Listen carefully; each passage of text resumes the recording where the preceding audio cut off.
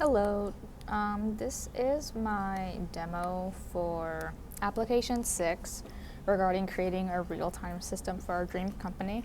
I was super excited about this because I saw game development and I immediately knew what I kind of wanted to do. Since our class is very much hardware based, I thought it'd be really cool to mimic a controller, and a controller that inspired me was the DualSense controller. I'm a big Sony and PlayStation fan. And I know that EA also has a campus here in Orlando. So that was kind of cool because some of my favorite games by them are like Mass Effect and Jedi Survivors. And then obviously they are the arbiter of all the FIFA and like NHL and just pretty much all the sports games. So I just wanted to quickly voice over what's kind of going on within my system. Originally, I wanted it to be prompted to have the gyroscope sensor, which is what this was. I wanted to try something new, so I chose the gyroscope sensor. And I essentially wanted it to have the ability to send out a prompt to our console, and then that would be the trigger for a QuickTime event if the gyroscope was like steady, so within a certain range. And I believe I chose my range to be 2 to 8, which kind of made it steady. And then if it got past like -2 or it got past 12, then it was either moving too fast or too slow. So as long as it was in between 2 and 8, it was the most steady, and then that would trigger the QuickTime event. And so you would press the buttons. Specifically, I wanted the red button to be our QuickTime button, and you would press that within a certain time limit, and then the LED would change red or green based off if it was successful or if it missed. And if you missed, we had a counter that told you how many chances you have left. You can kind of see I was testing it earlier, which is what this is. Player missed, watch out, chances left 2 out of 5. And then that counter would restart after you restarted from your checkpoint. I was having a really hard time prompting, and I think it was probably because of some of the semaphores weren't correct, and it was taking a lot of CPU time. So I made it a little bit simpler, and I made the QuickTime event just it being prompted to console and just time-based, and I had both of these buttons doing the same thing, so you could press either one, and the LED here for the RGB would change, and this purple one just let you know it was on. So this is our heartbeat task,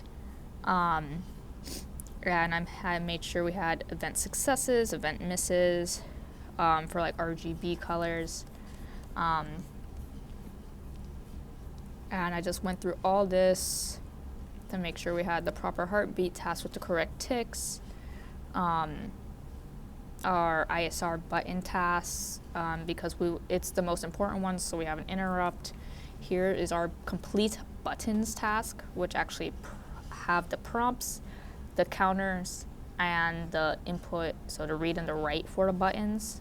And then it also sends to our event task manager. This was all old code because I was kind of trying to play with it a little bit, and a lot of this wasn't working. This was our original blue button task, and a lot of it wasn't working. So eventually we got to our gyroscope task, and this purely just reads if a controller is moving or not. Similar to a regular controller. I was inspired by Breath of the Wild because there's a shrine mini game where it's purely gyroscope based. It does not use buttons, and it's to move the gyroscope at a certain angle, and at that angle you would get enough momentum to move this giant boulder into this giant hole. And so that kind of inspired me to do a gyroscope, so I was happy to find that in the Walkway system. And then we go to our event handler, which changes the LEDs. So if we have a success, green only, a miss, red only, and then it restores it to blue because we want a base of a blue RGB. And then this is where all of our main functions are. So our semaphore creates, our app main to actually set our pins for our LEDs and our RGBs, the configuration bit mask for our buttons to actually do a pin up, a pull up enable for our pins, and then on a negative edge of a clock, and then our create task for priorities, semaphores, and our bit mask. So if I kept it at a buffer of 4,000 because I figured it'd need a lot of resources for everything we were going to be doing, because there's a lot going on here. So that's what I did. And so the actual simulation. All right, so it says red or blue, you have 3 seconds. If we press it, we have successful blockage, and it tells you the time you pressed it at. Then it takes a couple minutes or a couple seconds for a delay, and then if we miss it, it says deadline miss, player miss, and it gives us the chances we have left. Letting it do it again, it keeps counting down, 3 chances left. We press the red button, we block successfully. Then it gives a couple seconds. Press the blue button, it blocks successfully with a time. I'm gonna let it miss a blockage. We'd see the RGB's blue. If we missed it, so 2 chances left, it changed to RGB again. We blocked successfully, changed to RGB. So if we go here, we can kind of see that this is steady, and we haven't seen a prompt that's saying our gyroscope is too fast or too slow. But as we start to change these, we now see the movement, and we also have to press the buttons still. We missed a checkpoint, so the checkpoint reset, and we still have movement going on. So there's the response time, successful player blockage, and we did all this just so that we can ensure that the system's, moving as if it was a real game, because there's a lot going on in a real game. So if we move it back, now we see that we have a steady movement again, but we still missed our deadline. We have 2 chances left. Player blocked successfully.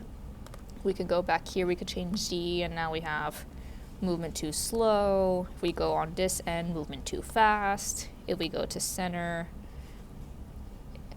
let's see, a little right here.